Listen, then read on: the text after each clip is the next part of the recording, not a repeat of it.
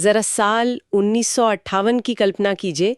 Runway पर अमेरिकी वायुसेना के B-47 बॉम्बर्स उड़ान भरने के लिए बिल्कुल तैयार खड़े हैं। हाँ, और सबसे डरावनी बात यह है कि उनके पेट में कोई आम बम नहीं बल्कि परमाणु हथियार बंधे हुए थे।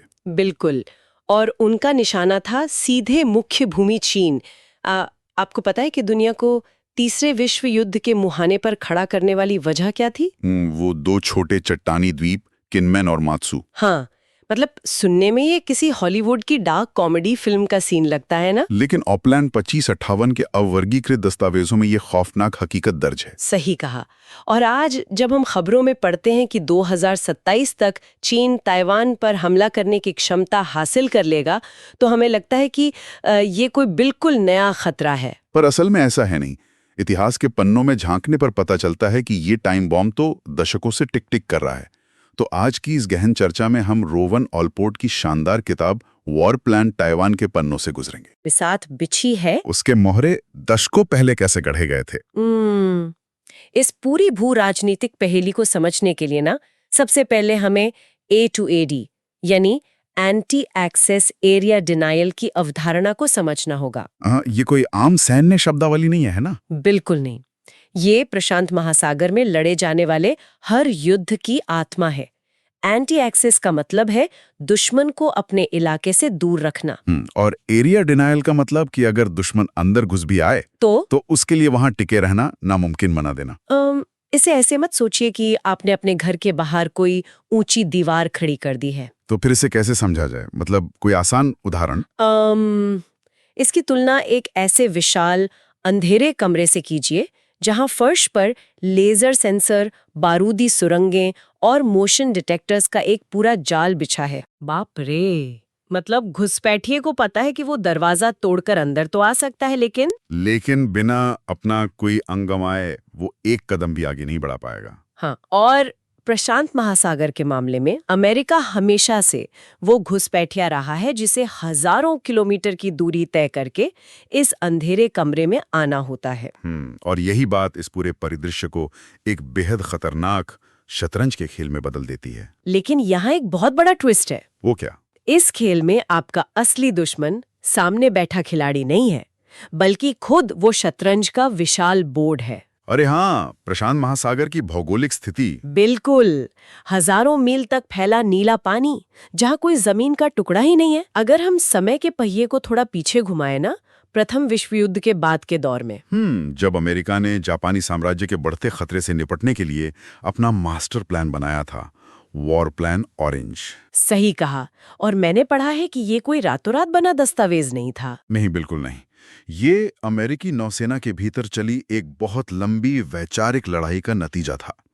उस समय सबसे बड़ा सवाल ये था भी फिलीपींस और गुआम जैसे दूर दराज के ठिकानों को जापान से कैसे बचाया जाए। हाँ, और इसी को लेकर सेना के भीतर दो गुट बन गए थे ना। हाँ, पहले थे थ्रस्टर्स, जिनका मानना था कि युद्ध शुरू होते ही अमेरिकी बेड़े को पूरी ताकत के साथ सीधे प्रशांत महासागर पार करके जापान पर धावा बोल देना चाहिए। मतलब उनका तर्क था कि आक्रामकता ही सबसे अच्छा बचाव है। बिल्कुल। और दूसरे गुट में कॉशनरीज थे, यानी सावधानी बरतने वाले। वो लोग प्रशांत महासागर के गणित और दूरियों को बहुत अच्छी तरह समझते थे। अगर उस समय के जहाजों की गति और ईंधन की खपत को देखें तो थ्रस्टर्स की योजना तो सीधे सीधे आत्महत्या लगती है। एकदम सही। बिना किसी बेस के इतनी लंबी दूरी तय करना और फिर एक फ्रेश दुश्मन से लड़ना, ये तो व्यवहारिक ही नहीं था। मतलब जहाजों को कोयला चाहिए था, सैनिकों को राशन। हाँ, और इसीलिए अंततः कॉशनरीज की रणनीति को अपनाया गया। इस रणनीति का मुख्य आधार था आइलैंड हॉपिंग, या एक एक करके द्वीपों पर कब्जा करना। अच्छा, तो मतलब अमेरिका छोटे छोटे द्वीपों को जीतता, वहां अपने बेस बनाता और फिर अगले द्वीप की ओर बढ़ता। बिल्कुल। लेकिन दूसरी तरफ जापान भी शांत नहीं बैठा था। वो असल में A2AD का एक बहुत ही शुरुआती और क्रूर संस्करण तैयार कर रहे थे। पनडुब्बियों और छोटे हमलों से अमेरिकी बेड़े को बीच रास्ते में ही थका देने की योजना। हाँ, ताकि जब मुख्य जापानी बेड़े से सामना हो तब तक अमेरिकी नौसेना आधी नष्ट हो चुकी हो। लेकिन कागजी योजनाएं और असल युद्ध के मैदान की सच्चाई में तो जमीन आसमान का फर्क होता है। द्वितीय विश्व युद्ध ने इन सारी रणनीतियों की धज्जियां उड़ा दी। पर्ल हार्बर पर अचानक हुए हमले ने अमेरिका को झकझोर दिया था। लेकिन एक और चीज थी जिसने सबसे ज्यादा खौफ पैदा किया। कामिकाज़े हमले। हाँ, अगर आप गहराई से सोचें तो कामिकेज सिर्फ एक आत्मघाती विमान नहीं था। 1940 के दशक में ये असल में दुनिया की पहली स्मार्ट गाइडेड मिसाइल थी, सच में? जिसमें सेंसर और गाइडेंस सिस्टम का काम एक जीता जागता इंसान कर रहा था। बिल्कुल। इसे चकमा देना लगभग नामुमकिन था। इन हमलों ने अमेरिकी नौसेना के भीतर एक भयंकर मनोवैज्ञानिक खौफ पैदा कर दिया था। ये तो A2AD रणनीति का चरम था। दुश्मन को इस हद तक नुकसान पहुंचाओ कि वो आगे बढ़ने की हिम्मत ही छोड़ दे। हाँ, लेकिन जापान एक बहुत बड़ी रणनीतिक चूक कर बैठा था। वो अमेरिकी औद्योगिक क्षमता का अंदाजा नहीं लगा पाया। मतलब अमेरिका के कारखाने? हाँ, अमेरिका ने हथियारों और जहाज़ों का उत्पादन इतनी भयानक गति से शुरू किया कि उसने जापान की हर रणनीति को कुचल दिया। अरे वाह! मतलब एक नष्ट हुए अमेरिकी जहाज की जगह लेने के लिए 3 नए जहाज आ रहे थे। बिल्कुल। और इस पूरे युद्ध में एक ऐसा फुटनोट है जो आज के हमारे विषय से सीधा जुड़ता है, ऑपरेशन कॉजवे। हाँ, मैंने इसके बारे में सुना है। इसका लक्ष्य फॉर्मोसा पर एक बड़ा हमला करना था ना? फॉर्मोसा मतलब आज का ताइवान। सही कहा, लेकिन ये योजना कभी फाइलों से बाहर नहीं आ पाई। इसे रद्द कर दिया गया। पर क्यों? क्योंकि ये हमें सैन्य रणनीतियों का सबसे कड़वा सच सिखाता है। लॉजिस्टिक्स हमेशा रणनीति पर भारी पड़ता है। ताइवान एक बहुत बड़ा द्वीप था और जापानी सेना वहां मजबूती से जमी हुई थी। हाँ, वहां हमला करने के लिए जिस पैमाने पर सैनिकों और रसद की जरूरत थी, वो अमेरिका की क्षमताओं से परे था। नुकसान के अनुमान इतने डरावने थे कि उन्होंने फॉर्मोसा को छोड़कर छोटे द्वीपों की ओर बढ़ने का फैसला किया, जैसे ओकिनावा और इवोजिमा। मतलब आपको चुनना पड़ता है कि कौन सी लड़ाई आपके संसाधनों के लायक है। बिल्कुल सही। तो जापान हार गया और युद्ध समाप्त हो गया। लेकिन प्रशांत महासागर में शांति ज्यादा देर नहीं टिकने वाली थी। पर्ल हार्बर के मलबे से एक नया और कहीं ज्यादा खतरनाक अक्स उभर रहा था। सोवियत संघ और कम्युनिस्ट चीन। हाँ, और 1949 आते आते प्रशांत महासागर की बिसात एकदम पलट गई। इसी के साथ ताइवान का महत्व भी रातों रात बदल गया। 1949 में मुख्य भूमि चीन पर कम्युनिस्टों की जीत हुई और चैंग काई शेक की सेना को भागकर ताइवान में शरण लेनी पड़ी। पर क्या ये सच है कि शुरुआत में अमेरिका ताइवान के इस मामले में उलझना ही नहीं चाहता था? हाँ, बिल्कुल। ट्रूमैन प्रशासन ने लगभग ये मान लिया था कि ताइवान जल्दी कम्युनिस्टों के कब्जे में चला जाएगा। तो फिर बदलाव कैसे आया? 1950 के कोरियाई युद्ध से रातों रात वॉशिंगटन में खतरे की घंटियां बजने लगी। जनरल डगलस मैकआर्थर ने एक ऐसा बयान दिया जिसने सब बदल दिया। वो अनसिंकेबल एयरक्राफ्ट कैरियर वाला बयान? हाँ, न डूबने वाला विमान वाहक पोत। ये बहुत ही दिलचस्प उपमा है, लेकिन ऐसा क्यों कहा उन्होंने? क्योंकि अगर आप नक्शा देखें तो ताइवान फर्स्ट आइलैंड चेन के बिल्कुल बीचों बीच है। अगर ये चीन के हाथों में जाता तो अमेरिकी रक्षा पंक्ति में बहुत बड़ा सुराग हो जाता। मतलब चीन की पनडुब्बियां सीधे प्रशांत महासागर के गहरे पानी में उतर सकती थीं। बिल्कुल, जो अमेरिकी पश्चिमी तट के लिए सीधा खतरा था। और इसी के साथ 1950 के दशक में ताइवान जलडमरू मध्य संकट का दौर शुरू हुआ। हाँ, वही ओपलैंड 2558 वाली घटना जिसका हमने शुरुआत में जिक्र किया था। लेकिन मैं यहाँ पूछना चाहूंगी कि इसका तर्क क्या था? क्या मतलब? मतलब खिनमेन और मात्सू जैसे छोटे द्वीपों के लिए जो सिर्फ चट्टाने हैं, अमेरिका परमाणु बम गिराने की योजना कैसे बना सकता था? क्या ये मक्खी मारने के लिए तोप चलाने जैसा नहीं था? आज के नजरिए से ये पागलपन लगता है, लेकिन इसे समझने के लिए हमें राष्ट्रपति आइजनहावर की मैसिव रिटेलिएशन यानी व्यापक जवाबी कार्रवाई की नीति को समझना होगा। अच्छा, तो इसके पीछे अर्थशास्त्र था। बिल्कुल। सोवियत संघ और चीन की विशाल सेनाओं का सामना करने के लिए अमेरिका को भी एशिया में लाखों सैनिक रखने पड़ते। ये बहुत महंगा सौदा था। तो इसके मुकाबले परमाणु हथियार सस्ते थे। हाँ, इसे उन्होंने मोर बैंग फॉर द बक की रणनीति कहा। डर का एक बहुत बड़ा मनोवैज्ञानिक खेल। लेकिन डर का ये खेल दोनों तरफ काम करता है ना? अगर आप चीन पर परमाणु बम गिराते हैं तो सोवियत संघ चुप तो नहीं बैठेगा। और यही वो असली डर था जिसने अमेरिका के हाथ बांध रखे थे। ओपलान की फाइलें तैयार थीं, पर आइजनहावर खुद बटन दबाने से झिझक रहे थे। मतलब उन्हें पता था कि एक वैश्विक परमाणु तबाही बन जाएगा। हाँ, इसलिए अंततः परमाणु हथियार केवल एक ऐसा कार्ड बनकर रह गए जिसे कोई भी खिलना नहीं चाहता था। तो जब परमाणु हथियारों को समीकरण से बाहर कर दिया तो फिर महाशक्तियों को कूटनीति का सहारा लेना पड़ा होगा। बिल्कुल। 1970 के दशक तक अमेरिका को समझ आ गया था कि चीन को हमेशा के लिए अलग-थलग नहीं रखा जा सकता। हाँ, खासकर तब जब चीन और सोवियत संघ के बीच दरारें पड़ रही थी, तो निक्सन और कार्टर प्रशासन ने एक बहुत बड़ा कूटनीतिक जुआ खेला। 1979 में उन्होंने ताइवान की आधिकारिक मान्यता खत्म कर दी और चीन को मान्यता दे दी। ताइवान के लिए तो ये किसी बुरे सपने जैसा रहा होगा।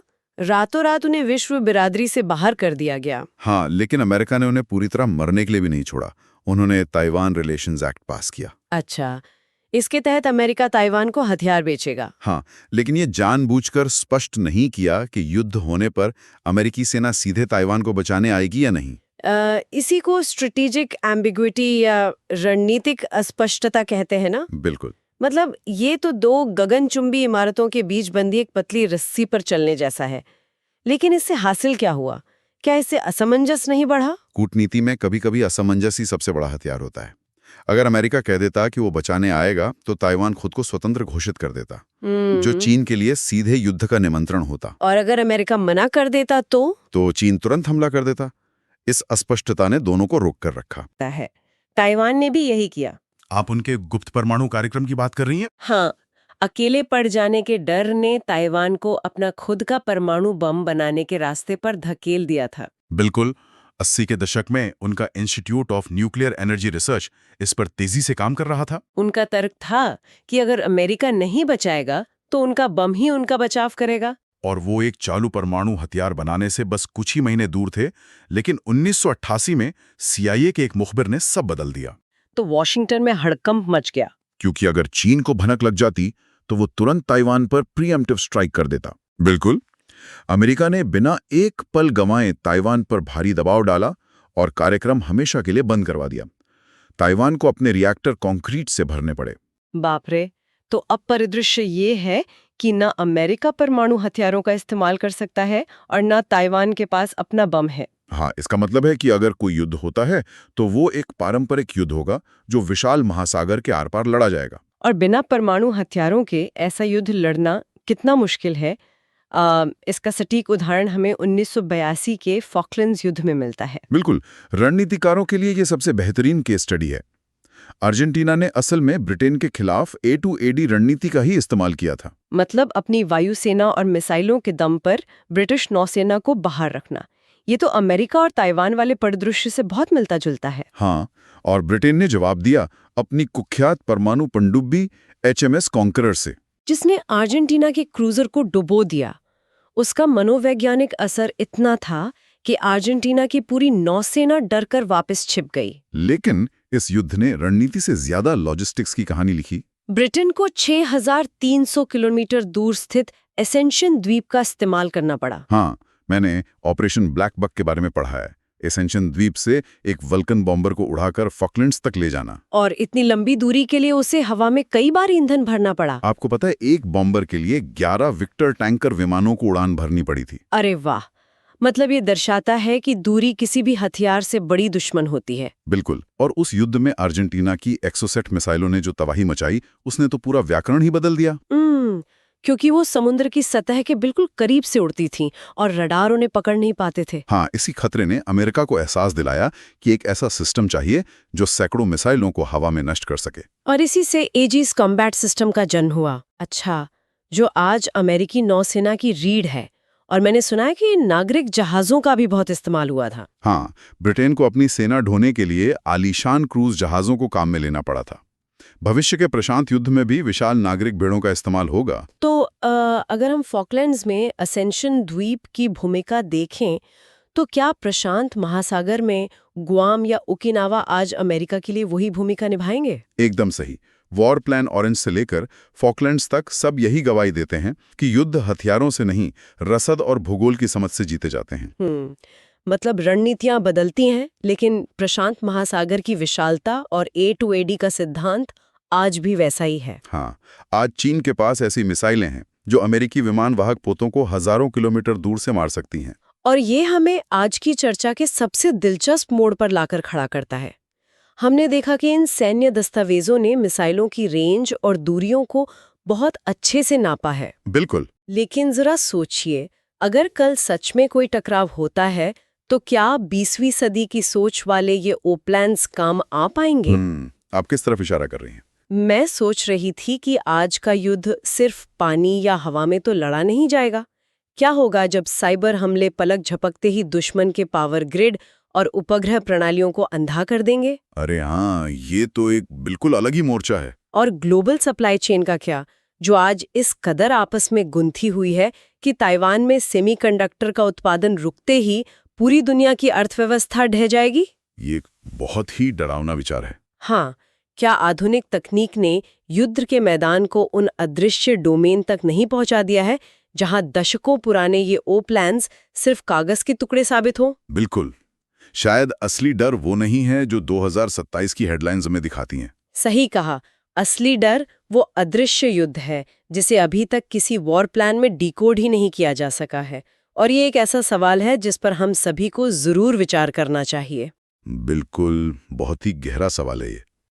तो खैर, रॉबिन ऑलपोर्ट की किताब और इन ऐतिहासिक उपलैंड्स की हमारी आज की इस गहन चर्चा को हम यहीं विराम देते हैं। सोचने और समझने के लिए बहुत कुछ है। हाँ, बिल्कुल। मिलते हैं अगली बार एक नए और दिलचस्प विषय के साथ।